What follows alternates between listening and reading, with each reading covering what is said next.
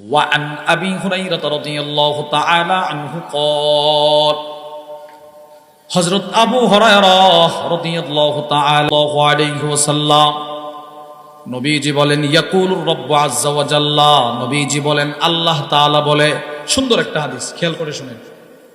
নবীজি বলেন আল্লাহ তাআলা বলে ইদা আরাদা আবদি আইয়ামালা সাইয়্যিআহ, আল্লাহ তাআলা বলে আমার কোন বান্দা যখন কোনো গুনাহ করার ইচ্ছে করে, গুনাহ করার জন্য সে সংকল্প করে একটা গুনাহ করবে কিন্তু গুনাহটা এখনো করে নাই, আল্লাহ তাআলা বাম কাদের ফেরেশতাকে বলে সাবধান, এখনো গুনাহ করে নাই, তুমি কিন্তু কোনো গুনাহ লিখবা না। সুবহানাল্লাহ বলেন। নিয়ত করছে আর কি, মানে মনে মনে ভাবছে একটা গুনাহ করবে, এখনো করে নাই। বাম কাদের ফেরেশতাকে আল্লাহ বলে সাবধান, গুনাহ লিখিস না, কিন্তু সে কিন্তু এখনো করে নাই। এবার আল্লাহ বলে ওয়া ইন তারাকাহা মিন আজলি, এবার যদি ওই বান্দা আল্লাহর ভয়ে গুনাহটা ছেড়ে দেয়, নবীজি বলেন আল্লাহ তাআলা এবার সাথে সাথে ডান কাদের ফেরেশতাকে বলে দেখো না গুনাহ ছেড়ে দিয়েছে, গুনাহটা করে নাই, অতএব তুমি একটা নেকি লিখে দাও। সুবহানাল্লাহ। এর বিপরীত ওয়া ইযা আরাদা আবদি আইয়ামালা হাসানা, আল্লাহ তাআলা বলে আমার কোন বান্দা যখন একটা হাসানা একটা নেক কাজ করার মন ইচ্ছে করে, নেক কাজ, এই যেমন আপনারা যখন নিয়ত করছেন, ইচ্ছা করছেন, আল্লাহ বলেন ইচ্ছে করার সাথে সাথে আল্লাহ ডান কাদের ফেরেশতাকে বলে কি করো, নেক লেখছো কোনা, সেটা নিয়ত করছে, একটা হাসানা লিখে দাও। এই হাসানা আপনি বলেন হুজুর একটা হাসানার কি, একটা নেকি তো একটা নেকি আর কি, একটা নেকি কি একটু শুনেন। হাসানা একটা শব্দ, হাসানা বলেন, হাসানা বলেন, বলেন সবাই একটু বলেন হাসানা, আবার বলেন। হাসানা শব্দটি যদিও একটা শব্দ, এটা হলো মূলত আখিরাতের টাকার নাম। সুবহানাল্লাহ বলেন। কিসের নাম ভাই? টাকা। প্রত্যেক দেশের মুদ্রা আছে ভিন্ন ভিন্ন নাম। আমাদের বাংলাদেশের মুদ্রার নাম টাকা, সৌদি আরবের মুদ্রার নাম রিয়াল, আমেরিকার মুদ্রার নাম ডলার।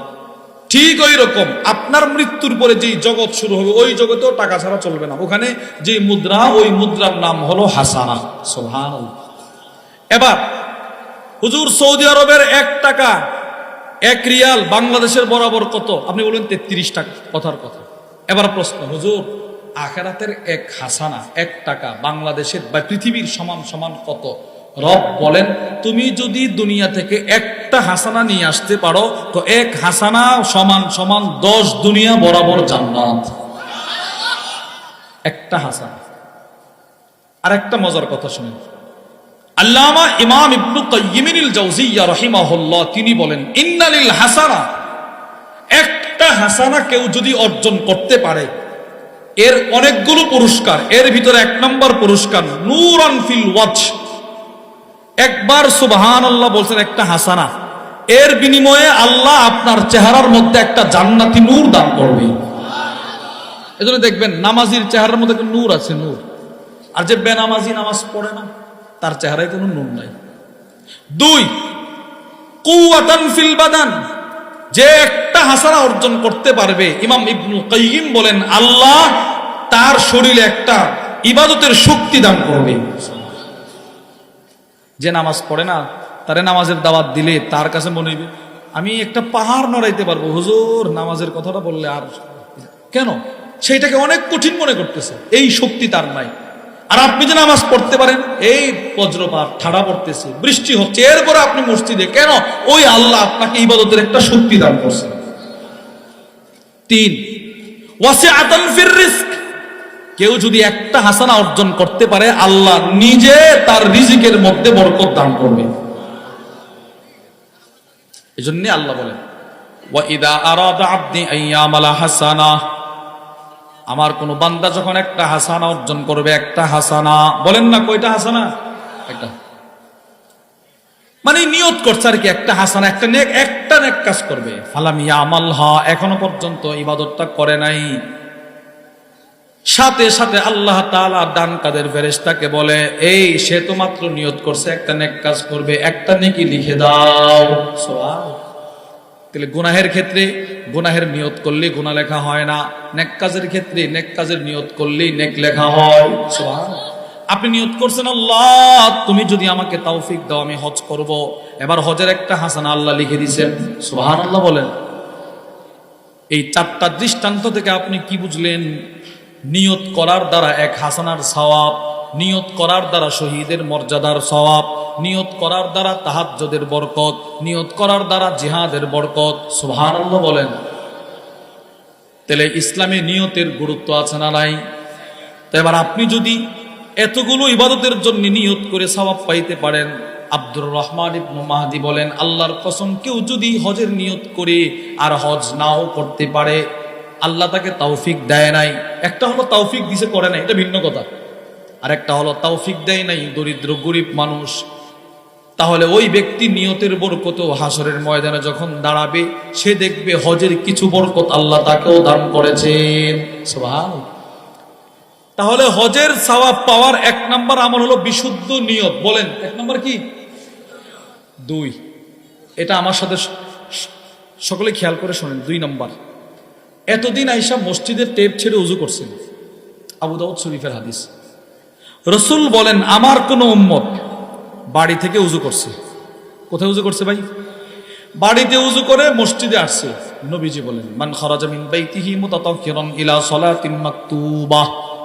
নবীজি বলে আমার কোন উম্মত যদি ঘর থেকে উজু করে মসজিদের দিকে উদ্দেশ্যে রওনা হয়, আল্লাহর রাসূল বলেন ও ঘর থেকে বের হওয়ার পর যতটা কদম ফেলবে কদম, তার কদম আর হজের উদ্দেশ্যে গমনকারী হাজী সাহেবের কদম সওয়াবের ক্ষেত্রে সমান সমান। কি সওয়াবটা বলবো?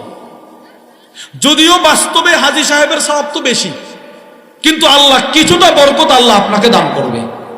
নবীজি বলছে হাজী সাহেবের কদম আর ঘর থেকে উজু করে মসজিদের উদ্দেশ্যে যিনি আসতেছেন তার কদমে আল্লাহ তাআলা একটা একটা করে নেকি দিবে।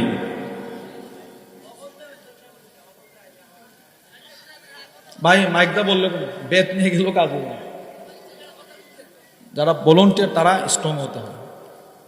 এখন যদি এই অবস্থা হয় তো আমাদের বড় ভাই মাওলানা আনিসুর রহমান আশরাফি হাফেজুল্লাহ যখন আসবে আর এই চিল্লা চিল্লি, এই আপনি একটা কথা শোনেন ভাই, যারা মিডিয়া নিয়ে আসছেন এটা দিয়েন না, আপনাদের ভালোর জন্য বলতেছি।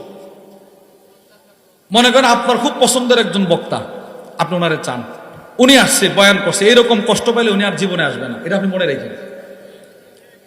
টাকা হলেই যারা আল্লাহর জন্য কথা বলে এদেরকে পাওয়া যায় না, মনে রেখেন। যারা এটাকে শুধু আল্লাহর জন্যই মনে করে, যেন আমি যাই বলবো আল্লাহর জন্য, কণ্ঠ মাকসাদ না, গলার টান মাকসাদ না, যারা আসবে তারাও আল্লাহর জন্য, আমিও যাব আল্লাহর জন্য, এই এরা যদি এরকম কষ্ট না আসবে না, বাস্তব। এই জন্য মাহফিল করতে হলে আগে চতুর্দিকে খুব সুন্দর করে ভলান্টিয়ার রাখতে হবে, যেন কোনো মেহমানের কোনো কষ্ট। আমি তো আপনাদের এলাকা, কিন্তু মেহমান যে দূর থেকে আসবে এটা মনে রেখে। যারা যারা মাহফিল করান সকলকে বলতেছি, এই জন্য আমি আমার মাদ্রাসায় মাহফিল করানোর সময় আমি সব কিছু বন্ধ করে দিচ্ছি আগের থেকে, যেন কেউ কোনো আওয়াজ করতে না পারে। এটাই উচিত ছিল। একটা মাহফিল নষ্ট হয় এই চতুর্দিকে মানুষের চিল্লা চিল্লি হট্টগোলের কারণে। আল্লাহ সকলকে সহিবুজ দান করেন, বলেন আমিন।